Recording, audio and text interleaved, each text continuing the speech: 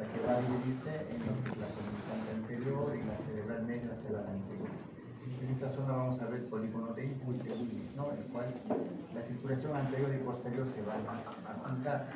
Entonces, este polígono de Willis tiene la función de proteger, ¿no?, el cerebro de determinadas vasoconstricciones que pueden haber. Entonces, la irrigación en sí puede llegar a rescatar, ¿no?, mucho de lo que es la parte dañada cuando hay un infarto o incluso cuando se forma un proceso expansivo, pues empieza a irrigarse en la parte posterior o anterior, dependiendo en qué situación esté el problema. Entonces, la arteria carótida interna no sirve,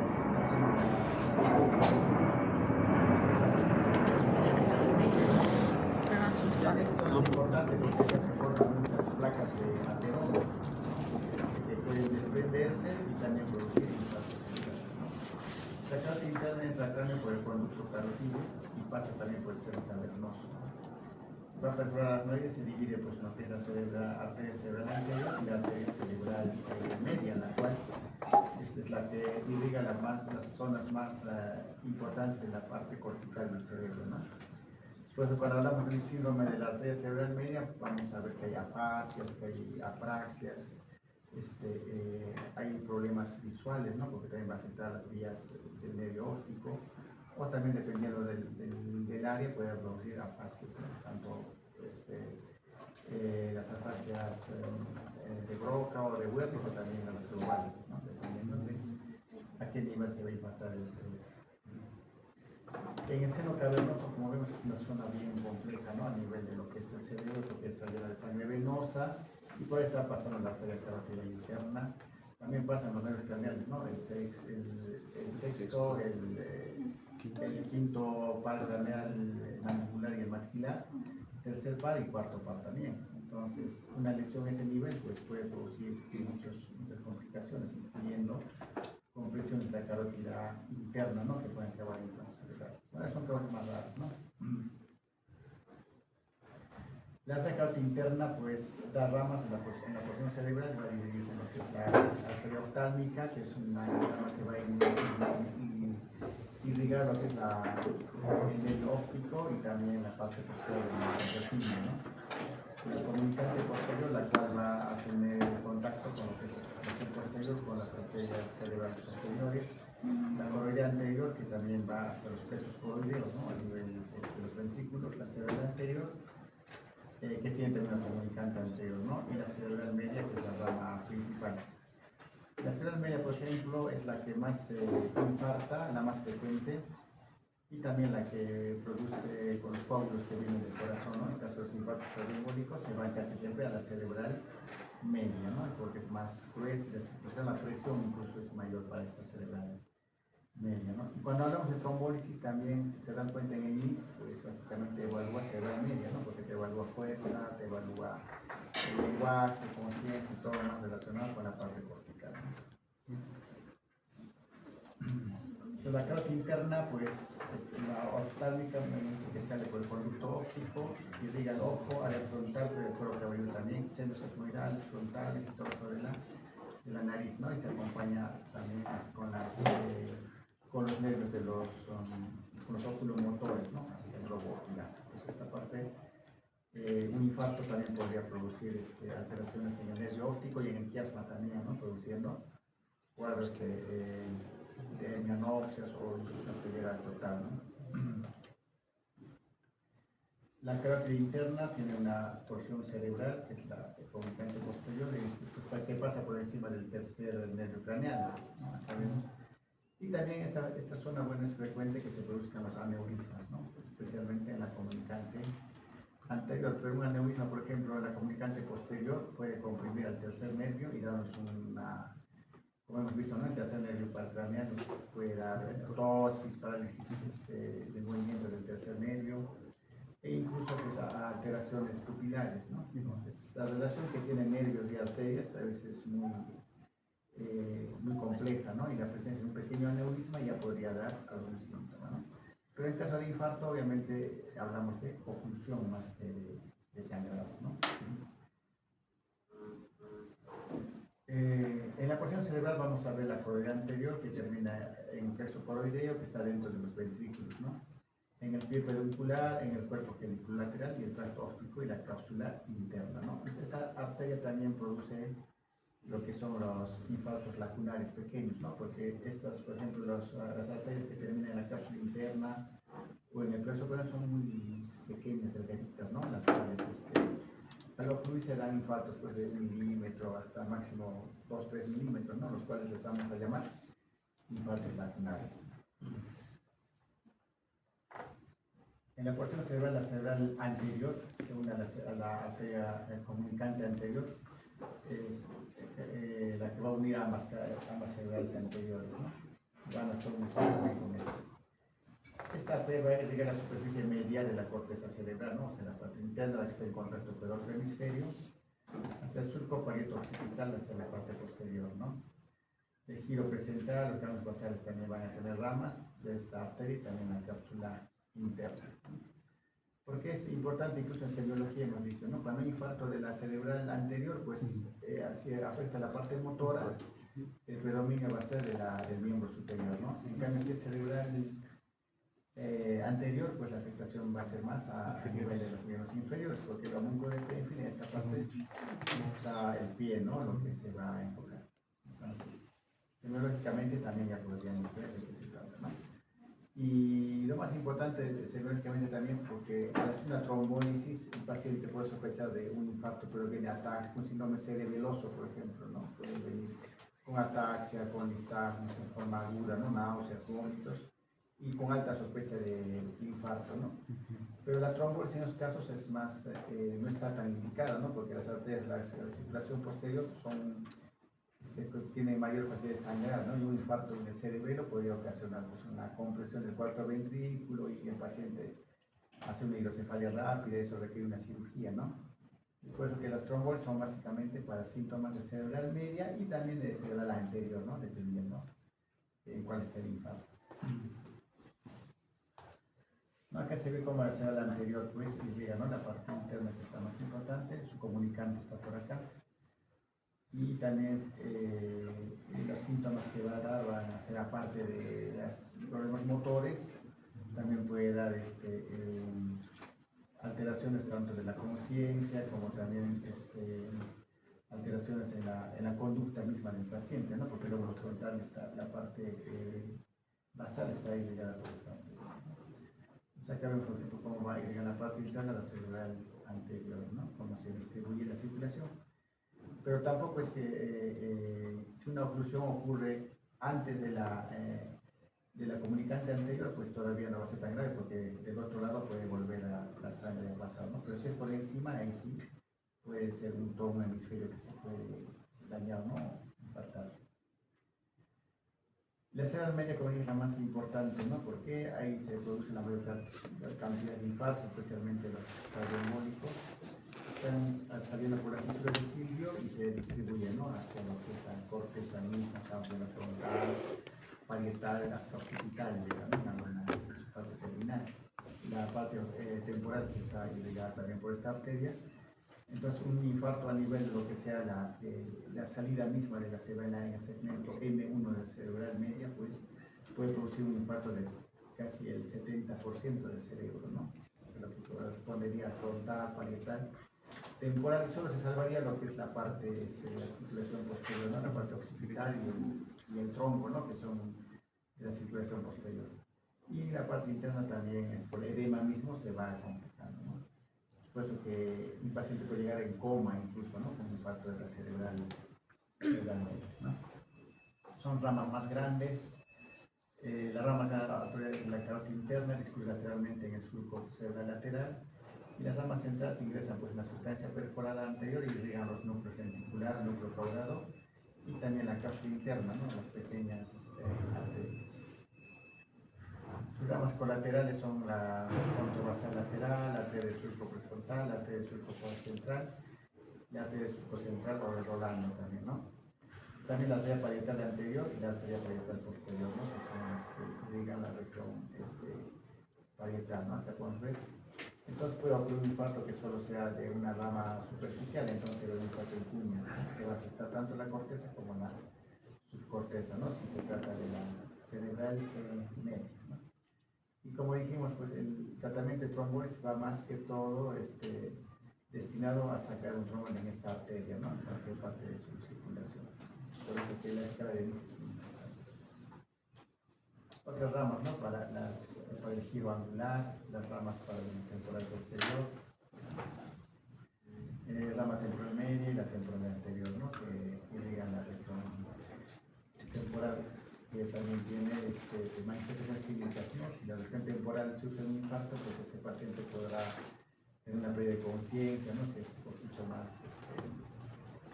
más basal, o también alteraciones tipo fractos, náuseas.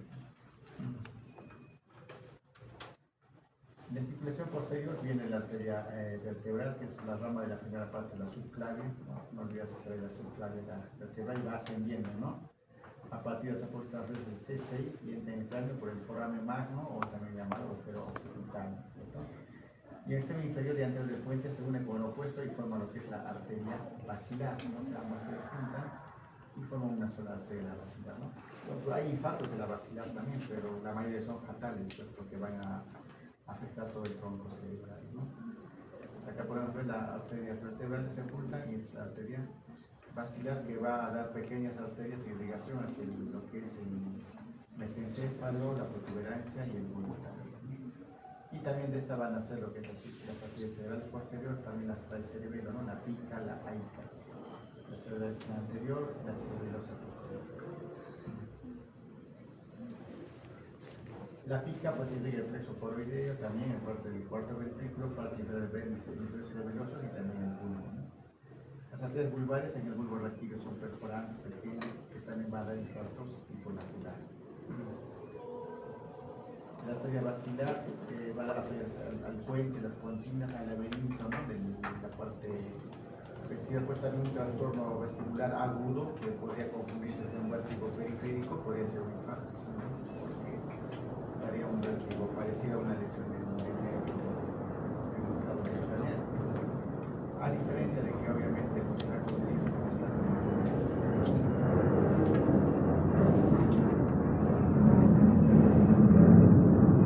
La basilar también da acceso al cuello, y al cerebelo anterior.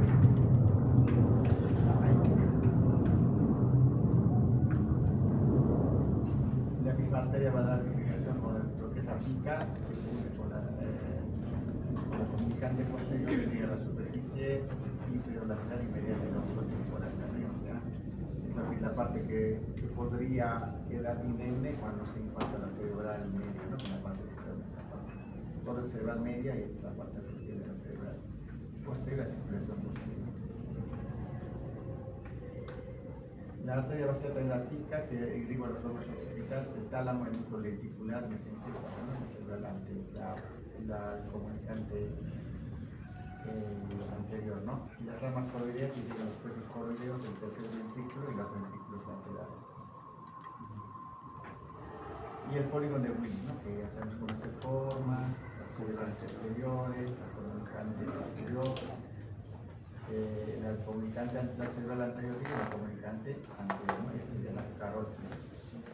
En ciencia, en teoría, porque si vemos, hacemos una micropsia a 100 personas, que solo el 30% tiene esta distribución, ¿no? Los demás, a veces no hay una arteria, a veces otra arteria que está con la circulación posterior, etc. Pero en sí no causa pues mucho problema, no sé que una estenosis, unas arterias, ¿no? Y sí podría producir un infarto, son muy raros. Entonces las arterias, la cápsula interna por ejemplo y el cuerpo estriado están irrigados por la cerebral anterior y la cerebral media. El tálamo por la comunicante posterior, la cerebral, la comunicante posterior, el mesencéfalo por lo que es la cerebral posterior, la basilar y la cerebelosa también, ¿no? Las áreas encefálicas, el puente, ¿no? La basilar, la pica, la aica, ¿no? También el bulbo también, la pica, la basilar principalmente, y el cerebelo por la pica, la aica y la cerebelosa anterior. El sistema venoso, pues también nos puede dar cuadros. ¿Qué cuadro puede presentar una trombosis? Trombosis cerebrales, ¿no es cierto? ¿Hay un cuadro clínico específico de una trombosis cerebral?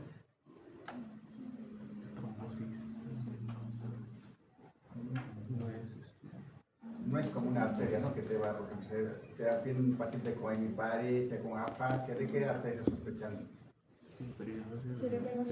Cerebral medio, ¿no?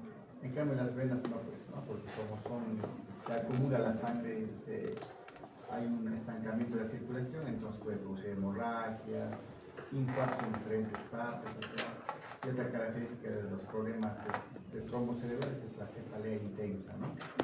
Puede dar también convulsiones, o sea, es un cuadro totalmente diferente a lo que es un infarto cerebral, ¿no? Pero por los infartos que hace también podría al principio parecer, pero al final el paciente puede quejarse de mucha cefalea, lo que un infarto no da, ¿no? Cefalea en sí. Entonces, el seno también, ¿no? Está por grupos, el grupo sagital superior, ¿no? En la parte de la convexidad del cráneo, el seno sagital inferior, el seno recto, ¿no? Que está en la parte de la prensa de rótula, ¿no? El seno transverso también, diferentes senos, y los senos sigmoideos. Los senos cavernosos, ¿no? Que están en la parte anterior y por debajo del quiasma óptico, con que área pasan la arteria incluso carótida, algunas arterias craneales, ¿no? La trombosis del seno cavernoso también es difícil de poder diagnosticar, pero tiene una sintomatología, ¿no? Empieza a haber tosis, porque como pasa el tercero por ahí, pues va una tosis palpebral, una litiasis, se va alterado. Incluso se va en la más característica pues en la lesión del tercero, pero va a haber un latido, ¿no? Un soplo, ¿no? Pues se coloca un estetoscopio y va a haber un soplo carotido, ¿no? Entonces ahí podemos sospechar de una trombosis del seno cavernoso, que casi siempre también es infeccioso, ¿no? Porque va de heridas de las fosas nasales, etc. Los senos petroso superior, petroso inferior, bueno, se encuentran sobre el hueso temporal. Bueno, entonces las generalidades pues, de un evento isquémico tenemos que también conocer, ya que, como les dije, actuar rápidamente es lo que nos va a ayudar a poder hacer que el paciente tenga menos secuelas neurológicas. Y también conocer los factores de riesgo, ¿no? Para poder hacer que una persona no tenga un infarto cerebral. Y después, si ya se produjo, pues también tenemos que tener tratamientos secundarios de prevención, ¿no? La prevención secundaria. Un ACV isquémico es un evento que ocurre en un territorio vascular delimitado al obstruirse la arteria que irriga dicha zona, ¿no? Y comprende pues una muerte celular por falta de oxígeno, ¿no? En la lisis. Hemos dicho que la neurona dura por 5 minutos máximo, ¿no? Para que haya una lesión ya constante, continua y irreversible, ¿no? El infarto cerebral, evento que ocurre en un territorio vascular delimitado al obstruirse la arteria que irriga dicha zona, que comprende muerte celular. Y el infarto no solamente es cerebral, ¿no? Puede ser también a nivel del nervio óptico, porque el nervio óptico también es bastante irrigado, ¿no? Incluso una arteria sola. Incluso puede haber también infartos medulares, ¿no? Que son más raros, pero podría aparecer un cuadro de cuadriplegia o paraplegia, ¿no? Aguda, que puede pensar en un infarto medular, ¿no? El ataque isquémico transitorio es un episodio de disfunción neurológica transitoria causado por una isquemia focal, cerebral o retiniana también, sin evidencia de lesión isquémica permanente, ¿no? Ese es el concepto. ¿Y cuánto tiempo va a durar para decir que es un ataque isquémico transitorio? ¿Menos de? Sí. Más. Menos de. El paciente viene ya con su hemiplegia y ¿cuánto tiempo se recupera? ¿Al cuánto tiempo decimos que es un TIA, ¿no? Ataque isquémico transitorio.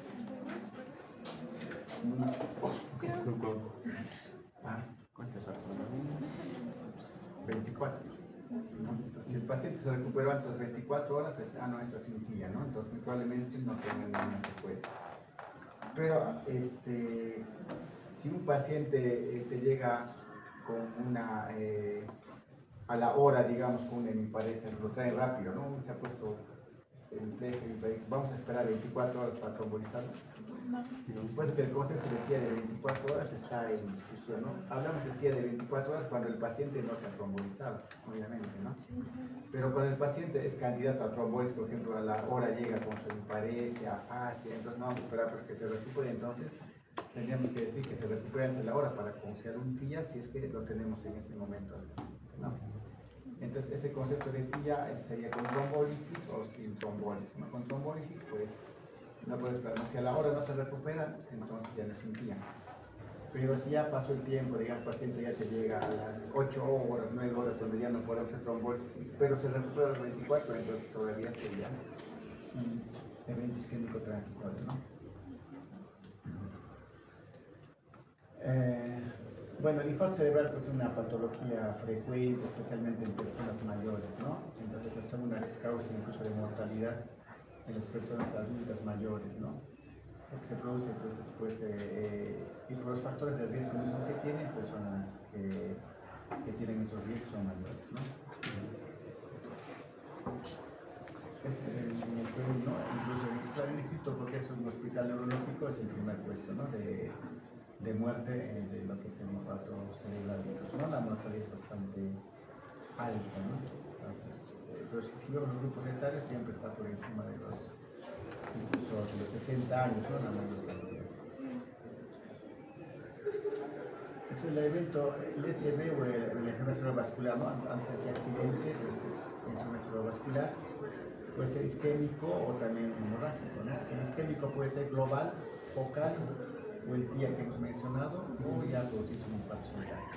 Global hablamos en caso de que haya un daño isquémico a consecuencia de una patología que produce insuficiencia de oxígeno en el cerebro, ¿no? Un ejemplo, un paro cardíaco, ¿no? Si el paro cardíaco no lo reanimas, pues obviamente ese paciente podría quedar con secuelas, ser que sobrevive, ¿no?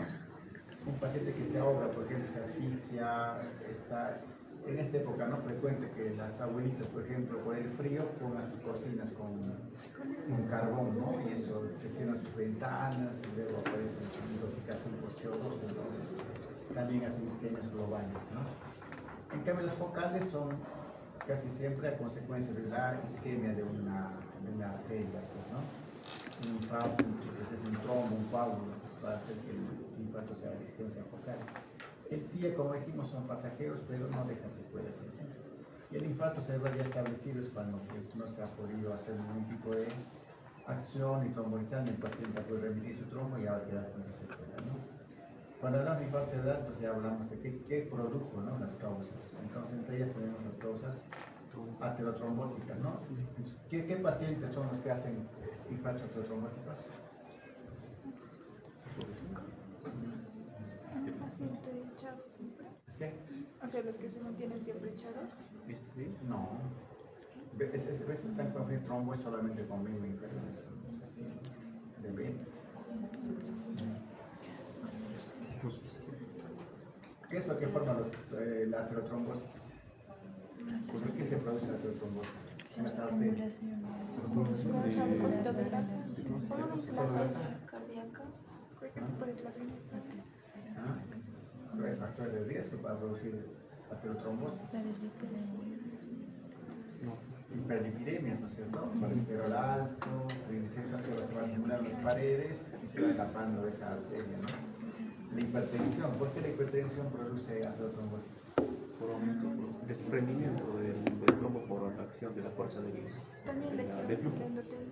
Claro, también, pero exacto, el daño del endotelio es por la misma presión. Como las arterias están en curva, no son rectas. En esas curvaturas la presión va deteriorando, dañando el endotelio, se va a formar una pequeña lesión y eso va a ir, las plaquetas van a ir a sanar esa lesión y va empezando a hacer ya un trombo a ese nivel, ¿no? Y todavía viene el colesterol, las grasas, se sigue acumulando y bueno, hay tejido de fibrina, ¿no? Pues una fibrinolisis, ¿no?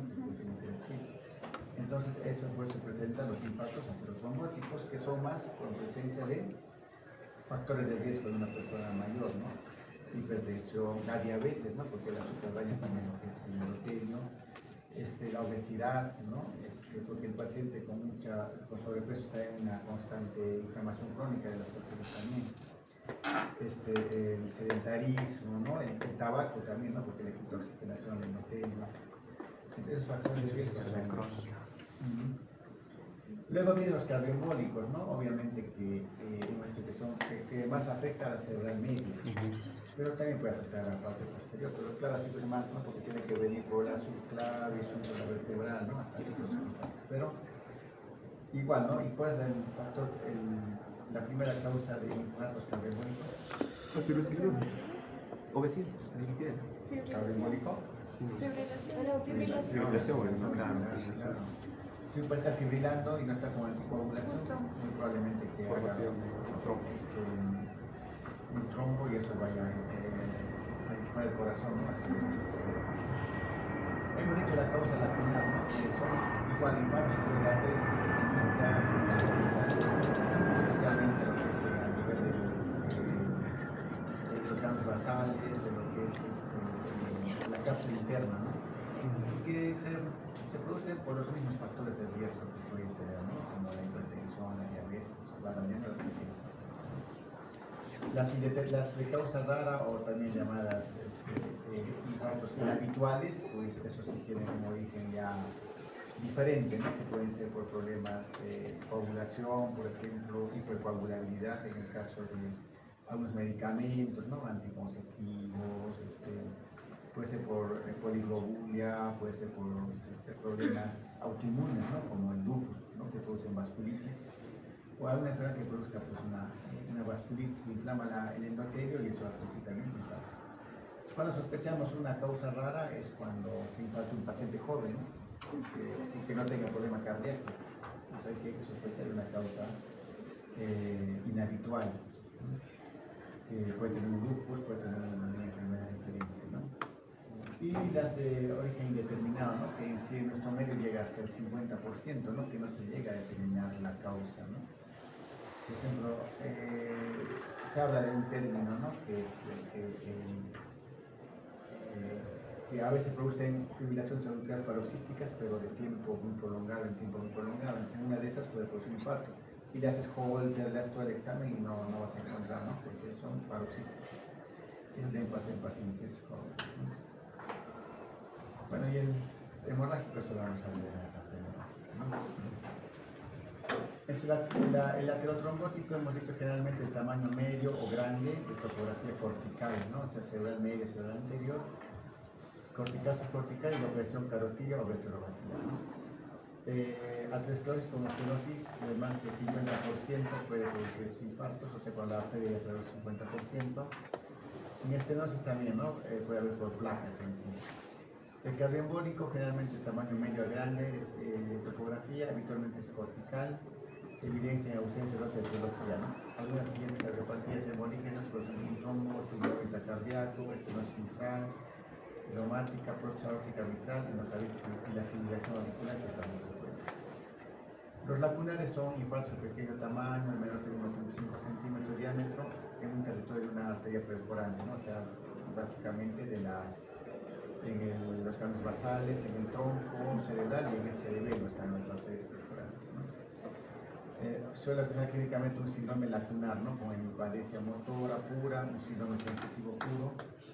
Por ejemplo, ¿cuándo sería una hemiparesia motora pura? ¿Dónde tendría que estar la lesión para que solo te dé hemiparesia motora? Nada más. Motora pura. Pura, sí. Sería en el área. O sensitiva pura.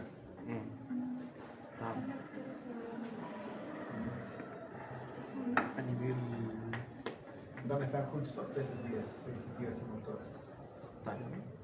A nivel medular. No. Entonces la cápsula. La cápsula. La cápsula es un área donde el brazo anterior que tiene fibras sensitivas. El brazo posterior, algún infartito ahí te va a dar. Ambos puros. Puras te va a dar, ¿no es cierto? Entonces, pero si se afecta toda la cápsula, obviamente habrá sensitivo y motor, ¿no? Pero si solo es el bracito anterior o brazo posterior, va a ser solamente sensitivo y motor, ¿no? A diferencia, ¿no? Que es hay también lesiones que te pueden dar hemiparesia, ataxia, disartria, cuando son el tronco cerebral, ¿no? En la parte anterior. Los de causa rara o inhabituales en los infartos de tamaño pequeño, mediano o grande también, rotación cortical, territorio carotídeo, retroversal, en cualquier lugar, ¿no? Paciente en el que sea descartado origen atrotrombótico o cardioembólico lacunar, ¿no? Pues hay que pensar siempre, más que todo si es joven cardioembólico, ¿no? Se suele producir por trastornos sistémicos como las colesteropatías, infecciones, neoplasias, síndrome proliferativo, alteraciones metabólicas, de la coagulación, ¿no? O deficiencia de proteína S, C, que produce hipercoagulabilidad, ¿no? Y de origen determinado, pues, infarto cerebral de tamaño medio, generalmente grande, cortical, subcortical, tanto de territorio carotídeo como retrovascular, ¿no? Se puede dar por coexistencia de dos o más posibles etiologías, ¿no? Puede ser por causa desconocida o por estudios incompletos que no han determinado la enfermedad. Para la clínica, que es importante para poder diferenciar de qué arteria se trata, especialmente para la lesión trombosis, por ejemplo, si sospechamos la arteria cerebral posterior, mejor no lo hagamos porque puede sangrar mucho, ¿no? Si es cerebral anterior media, pues sí hay buenas opciones de que ese paciente mejore mucho, ¿no? De cerebral anterior, por ejemplo, nos puede dar una hemiparesia del predominio plural con términos inferiores, contralateral, afasia transcortical motora, ¿no? Que es por en el caso de que se haya producido en el hemisferio izquierdo, ¿no? El dominante. Apraxia idiosinética, ¿no? En el hemisferio dominante también, o sea, las apraxias son, pues, la falta de poder hacer cosas aprendidas, ¿no? Por ejemplo, el abrocharse la camisa, ¿no? El paciente vida y no sabe, abróchate la camisa y no sabe, ¿no? No tiene la idea de cómo lo va a hacer. O agarra una tijera y corta eso, le dices, y agarra la tijera, pero lo mira y no sabe lo que va a hacer, ¿no? Es más que todo la anterior, esa práctica, ¿no? En la cerebral media es hemiplegia también contralateral, hemianestesia, ¿no? Porque también afecta la parte del lóbulo parietal, hemianopsia homónima contralateral, porque también las vías ópticas pasan el 70% por el lóbulo temporal y el 30% por el lóbulo parietal, ¿no? Y esas son también ya puestas arterias. Desviación conjugada de la mirada hacia el lado de la lesión isquémica, ¿no? Especialmente cuando hay lesión frontal. Una fascia global, ¿no? Si es en el hemisferio dominante izquierdo. Una heminegligencia, ¿no? El lóbulo parietal especialmente. Que es contralateral de extinción, ¿no? Hemos dicho que la extinción, pues, ¿cómo van a evaluar la extinción? No está que evaluó. El mismo. No está. ¿Qué evaluó? ¿Quién evaluó extinción? El MIS. Selectividad discriminada. ¿No? Anosognosia, apraxias también, aprosodia, que es en el lado dominante. ¿No? También puede haber alteraciones de la escritura, ¿no? La resistencia. La arteria vertebral depende también de la altura, ¿no? Puede haber lesión hemivulvar, ¿no? O sea, una lesión hemivulvar prácticamente el paciente está pues ya en una muerte cerebral, ¿no?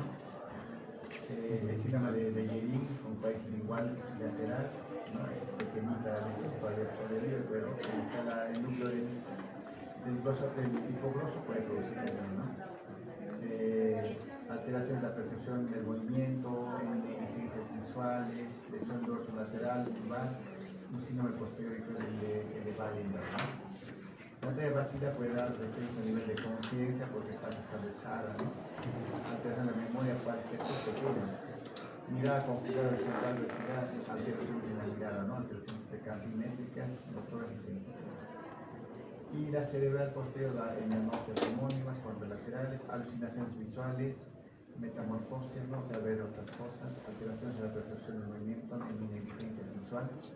En lesión en hemisferio dominante puede haber alexia pura, anomia visual y afasia transcortical sensitiva.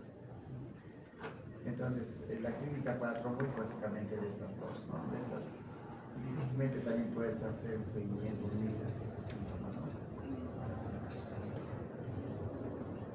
Bueno, en caso del infarto aterotrombótico, habíamos hablado de factores de riesgo, ¿no? Entonces, todavía se puede modificar, se puede prevenir, ¿no? El infarto cerebral, si el paciente, por ejemplo, tiene obesidad, ¿no? El alcohol, el tabaco, el síndrome de apnea del sueño también es un riesgo, ¿no? Para las personas que lo tienen, la epidemia y la contaminación ambiental infarto, por eso tiene los factores no modificables a la edad, ¿no? Por ejemplo, no vas a ver un paciente que tenga 80 años, su riesgo por la misma edad que lo tiene, ¿no? Incrementado para tener infarto. A pesar de que no tenga ningún otro factor de riesgo, la edad misma ya es un factor de riesgo para hacer un infarto cerebral, ¿no? El sexo, más en el sexo masculino, ¿no? Se dan los infartos cerebrales. Y peor si tiene algún tipo de enfermedad crónica, ¿no? Por ejemplo, la diabetes y hipertensión es más frecuente en el sexo masculino. La raza y la raza negra, ¿no? Es más frecuente también porque son más hipertensos, más diabéticos. Hay factores genéticos en enfermedades especialmente inhabituales, ¿no? Como el síndrome de Down, ¿no? Que también tiene mayor riesgo de ser infarto. El mecanismo de producción, pues, en la arteria se distinguen dos tipos principales, ¿no? Los ictus isquémicos trombóticos, como decíamos, que se produce por aterotrombosis, ¿no? Se produce una placa de ateroma en una arteria que crece y finalmente termina obstruyéndola, ¿no? Eso va a ser ateroma en sí, por los factores de riesgo mencionados, ¿no?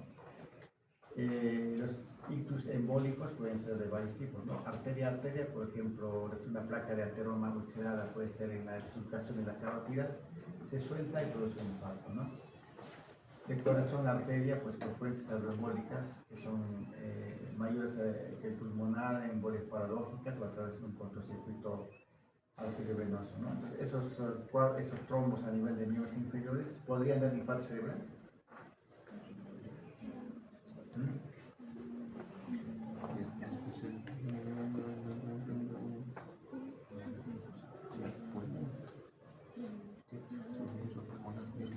¿Podría o no? Si es que hay una comunicación, ¿no? Interventricular, porque tendría que pasar del corazón derecho al corazón izquierdo, ¿no? Y no llegar al porque en el pulmón va a dar tromboembolismo pulmonar, ¿no? Entonces, si hay una comunicación, sí, ¿no? Porque primero va a llegar al corazón, antes va a disparar, va a disparar al corazón izquierdo y luego eso lo pasa, ¿no? Bueno, entonces, en los últimos años, pues, ¿no? La trombolisis, la fibrinolisis, los infartos cerebrales han cambiado mucho lo que es el pronóstico de los infartos cerebrales, ¿no? Por eso, como decía, el reconocer un infarto cerebral, pues, es muy importante para poder llegar a un tratamiento de los pacientes que, si vieran, ¿no? El momento como un paciente ya con una hemiplegia, una afasia, ¿no? Al 10 minutos incluso de la trombolisis, hay una recuperación del mismo, de a veces de 5 o 6 puntos, ¿no? Que en sí, cuando se ve, pues es una cosa que no se puede creer, ¿no? Que un paciente que esté ya postrado empiece a poder levantar las manos, a poder hablar, ¿no? Y a la hora cuando se termina, muchas veces el MIS bajó hasta en 10 puntos, dependiendo del MIS que tenga, ¿no? Entonces, y como hasta las imágenes incluso para ver lo que es el ASPE, otros tipos de índices que hay para la trombolisis, siempre están relacionados con la celular media, ¿no? Porque todas estas zonas son el gato. Voy a dar escalas también, ¿no? Para poder predecir cómo va a resultar una trombolisis o el paciente en sí después de que ha tenido un infarto cerebral, ¿no? Por ejemplo, la edad mayor de 60 años a un punto, o sea, más punto, más riesgo, ¿no? La presión arterial, la sistólica mayor a 140 y la diastólica de 90 a otro punto, ¿no? La clínica con hemiparesia, afectación del lenguaje, sin paresia a otros, pues hacer para esto, puede dar 2 o 3 puntos también. La duración, ¿no? Que si está ya con infarto a mayor de 60 minutos, entre 10 y 59 minutos, o menor a 10 minutos, pues va a dar un puntaje menor cuando tiene menor tiempo, ¿no? La presencia de diabetes también es un punto. Entonces, si hablamos de 6 a 7 puntos, el riesgo de que el paciente quede con secuelas es muy alto, ¿no? Y también la trombolisis misma tiene más riesgo. Bueno, es el MIS que obviamente hemos tocado en el centro seminario. Entonces, esto también tenemos que. Lo ideal sería que todo paciente que entra con un ictus isquémico pues tenga que tener su MIS, porque de esa manera vamos a ver también si es candidato a trombolisis, si es incluso su seguimiento, ¿no? Para ver cómo está recuperando. Incluso la recuperación rápida se tiene que volver con el MIS, ¿no? ¿Por qué es importante el puntaje entre mayor a 4 y menor a 25? Porque este puntaje es el que se va a realizar las trombólisis, ¿no? Porque menor a 4 no valdría la pena, ¿no? Porque simplemente podría ser una leve hemiparesia que se va a recuperar en un mes, tal vez, ¿no? Y el riesgo va a ser mayor. O una afasia leve, ¿no? Un trastorno sensitivo. Entonces, menor de 4 no. Mayor a 4 y si es mayor a 25 tampoco, pues es desangrado, ¿no? Que mayor de 25 es una alteración de conciencia severa del paciente. Para eso, si un paciente no llega con ictus, pues hay que ver la fase aguda, ¿no? Ver la glicemia, el taurito, los exámenes completos, el tiempo de proteína para ver si se puede comunicar, ¿no? Bueno, en algunos casos, bueno, estos son casos extremos, ¿no? Biopsias. Puede haber en los estudios, en algunas causas ya inhabituales, ¿no? Se pueden ver estudios, por ejemplo, de eritrocefalorraquídeo o estudios genéticos, ¿no? Porque hay enfermedades genéticas como el CADASIL, el moyamoya, ¿no? Que pueden dar infartos cerebrales. Todo eso se ve más en pacientes asiáticos, ¿no? CADASIL tiene también alteraciones genotípicas, los pacientes son chiquitos, ¿no? Tienen cabeza grande, o sea, tienen una característica. El moyamoya sí, ¿no? A veces no dan una característica, pero puede producir infartos y también hemorragias. Pero en caso de ya vasculitis, por ejemplo, tuberculosis, se podría llegar a la ilusión lumbar, ¿no? O también en caso de una sospecha de hemorragia suprarrenal que no tiene una causa. La principal prueba, pues, para determinar infarto cerebral es la tomografía, ¿no? Una tomografía, por ejemplo, acá tenemos un evento isquémico de más de 24 horas. Hemos dicho que la tomografía es importante porque nos va a descartar el sangrado, ¿no? Si es que hay sangre, obviamente ya no es un infarto, no se va a trombolizar. Pero si no hay sangre y no se ve el infarto, ese paciente es candidato, ¿no? Porque no es necesario que porque si nos aparece el infarto también ya no se tromboliza, ¿no? Porque ya está el infarto producido. Entonces, tiene que ser una tomografía en sí normal para poder trombolizar, ¿no? Que no haya todavía lesiones isquémicas. Porque a veces un paciente se va a dormir a las 10 de la noche y al día siguiente la familia dice, no, despídate, lo ven, está con me parece, ¿lo tromboliza bien? No, Que no sabemos cómo no sabemos. Claro, no sabe cuánto tiempo ha pasado, ¿no? Una tomografía por allá aparece la lesión, ¿no? Peor con eso. Pero a veces le puede el infarto a las 4 de la mañana, 5, en serio, otros tipos que hacen la resonancia, ¿no? Con difusión, ¿no? Pero eso sí, para ver si es que todavía no se ha manifestado la hemorragia, ¿no? Digo, el infarto. Acá vemos otro infarto. ¿De qué arteria sería dependiente este infarto?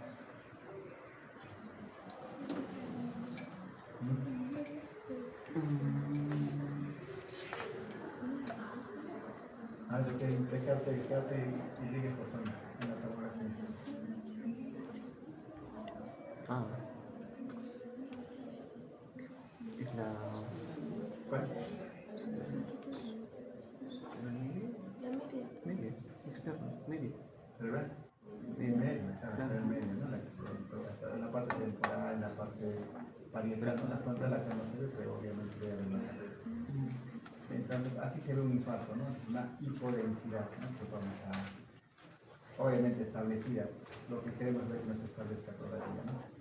En la resonancia magnética, pues nos sirve mucho lo que es la resonancia magnética de difusión, ¿no? Porque hay una restricción de la difusión y que representa el córtex, el área que está libre de todavía que se puede rescatar, ¿no? Con una trombólisis. En el prolongado también representa la penumbra isquémica, ¿no? Las áreas que están básicamente todavía irrigadas, pero que son las que se va a tratar, ¿no? Obviamente que la resonancia magnética es difícil de hacerlo en emergencia porque va a demorar más tiempo, incluso va a demorar media hora hacer la resonancia. La tomografía, por eso queremos saber con tomografía, ¿hay sangre o no hay sangre básicamente? ¿No? Ahora, la resonancia ya te puede dar en caso de que tengamos un paciente que encontremos en la madrugada y no sepamos la hora que ha tenido un infarto y si aparece lesión ya no, pues no. Para eso sí se podría usar la resonancia. A veces se han tomografías, también resonancias magnéticas, buscando más que todo pues vasculitis, el moyamoya, o sea, algunas patologías que tengan ya dificultad diagnóstica. No encontramos con el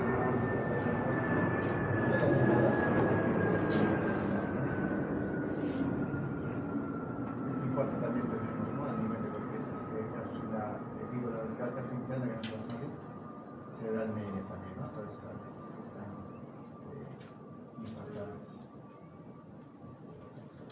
Bueno, respecto al tratamiento preventivo, bueno, los pacientes que han sufrido un TIA, por ejemplo, o un infarto cerebral, se basa en la actuación sobre el estilo de vida, los factores de riesgo vascular, así como también en medidas terapéuticas específicas, ¿no? Según el subtipo de etiología del ictus. Si en el trombótico, pues, por la estenosis y la arteria intracraneales, tenemos que hacer endarterectomías en algunos casos, angioplastías, o colocación de stents incluso, ¿no? Si el trombo es muy grande porque se va a desprender. En el embólico, pues la anticoagulación, ¿no? Porque la fibrilación no se va a curar, ¿no? Entonces la anticoagula el paciente y principalmente si tiene ya valvulopatías como la femina, ¿no? Que es el principal medicamento para este tipo de anticoagulación. Entre los agentes trombóticos, pues tenemos lo que es el anteplase, ¿no? Pero para realizar una trombosis, pues tenemos que también cumplir con ciertos criterios, ¿no es cierto? O sea que el paciente puede quedarse con presiones incluso altas para la trombolización, pero siempre tratando de bajar lentamente, ¿no? Presiones menores de 220 todavía son aceptables, ¿no? Presiones, lo ideal es encontrar una presión de 180 a 90 como para empezar trombólico, ¿no? Por encima de eso ya tiene más riesgos. Eso sería parte del esquema, ¿no? Ahora vamos a pasar a la hemorrágica. ¿Sí, no te pasó la hemorrágica?